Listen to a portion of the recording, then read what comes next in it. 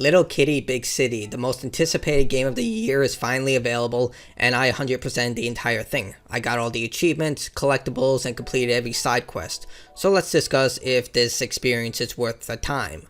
The narrative here is simple. You're a cat, and during your nap you end up falling from your home onto the city streets. You must now find your way back before your human comes home.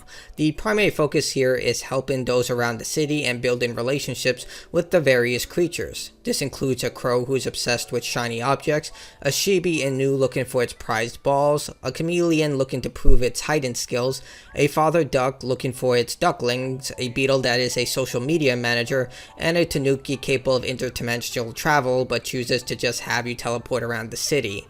Much of the game's narrative is optional, with the primary goal being exploration and how much you want to invest into finding these various quests. It's clear from the start that this is a lighthearted adventure with no real stakes, like an old kids cartoon that people of all ages can enjoy from its charming visuals and 90s Pixar jokes.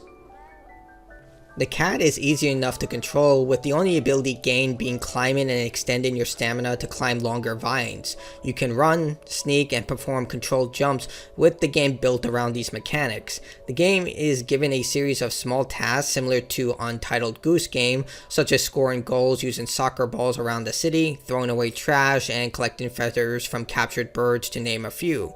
All of these optional challenges are listed in the game's directory, and when completed give you a flashy congratulations banner. The quests themselves are largely optional, as all you need to do is collect the 4 required fish to reach your apartment, and once you do, you can explore the city by your own means. There's really no time limit and no reason that you can't complete the main objective and go to the side objectives with nothing lost. So none of the objectives really feel tedious and offer enough individuality to the task with the character associated with them to make them feel fun, like finding a chameleon in a game of hide and seek based on the clues given to you by his poetry. These tasks are simple affairs and are meant to build relationships as you explore the area. You can't just go from point A to point B, as pools of water block your path, which is also the reason there are no cars around the area due to unstable piping. Instead, you'll find tiny holes to slip into areas, unblocking shortcuts, giving bones to shibis blocking certain routes, and climbing vines to reach new locations. The city itself is very condensed, so much of the fast travel system is more of a novelty since I found it faster to run to each area. The limited area you'll explore has enough originality that it's easy to navigate, and plenty of verticality so you never feel like the city is too small. The developers did include tiny Easter eggs for cat lovers, like being scared of cucumbers, walking on a keyboard to spell random characters, knocking stuff over, and just causing delightful anarchy. But there's no way for the game to end. There's no game over or health system, so you can go and explore to your heart's content. You can manually save and reload a checkpoint when you get caught in the environment, or if there is a technical issue, such as an optional bird nest just falling through the environment. So I did like that they did have some sort of option to just reset all the environmental assets. Surprisingly, the game does have multiple save slots, which is a rare thing in modern games today, so not really sure why more games have this, but thank you that the developers included multiple save slots. Controls are fickle, as the cat is momentum based, and if you are running into an object, you'll slam your face into it. The most annoying thing is climbing, as the cat is prone to issues such as clipping. I ran into several glitches where the cat just simply refused to move due to collision, or the camera getting locked into the geometry, but as I stated before, you could just reload a checkpoint and it's relatively easy. Granted, the autosave function isn't that reliable, so you'll need to save frequently just in case.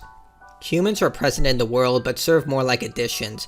They're faceless and come in standard walk-in, holding a drink or bagel, a briefcase, or a cell phone, with 3 options that include friendly to the cat, neutral, or annoyed. There are achievements attached to interacting with the humans, like getting petted or having your picture taken, but these serve little purpose outside from giving the world a bit of life.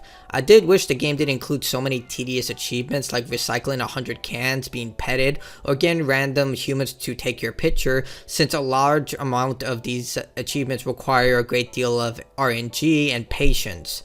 The last bit of content comes in the way of collecting hats and emotes. There are 42 hats, and they're obtained by completing side quests, purchasing them from vending machines, and found in capsules around the environment. The emotes are purely cosmetic that include various cat actions such as sleeping, cleaning themselves, making muffins, and so on. Like the story, don't expect anything too deep in the gameplay department. This is meant to be a short and lighthearted adventure with simple dialogue. The world itself is well designed with an array of homes and businesses. The music complements the gameplay and is well designed, along with the visual design, which is quite appealing. Really, there's nothing to complain about. Even the faceless humans feel fitting, as one of many animals living in this city, and the humans just live in their own world as opposed to the animals within this world.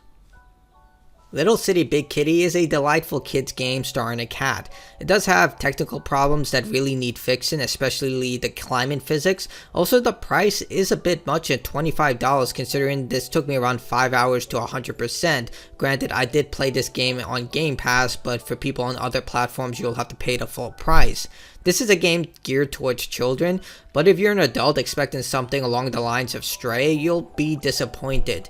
If you're looking for a simple and easygoing adventure to play for an afternoon's worth, then Little Kitty Big City is a wonderful choice. It's nothing too stellar. It's a simple platformer that does exactly what it set out to do. Even though it's on the expensive side, it's a delightful adventure that I would recommend from anyone who just wants a simple platformer.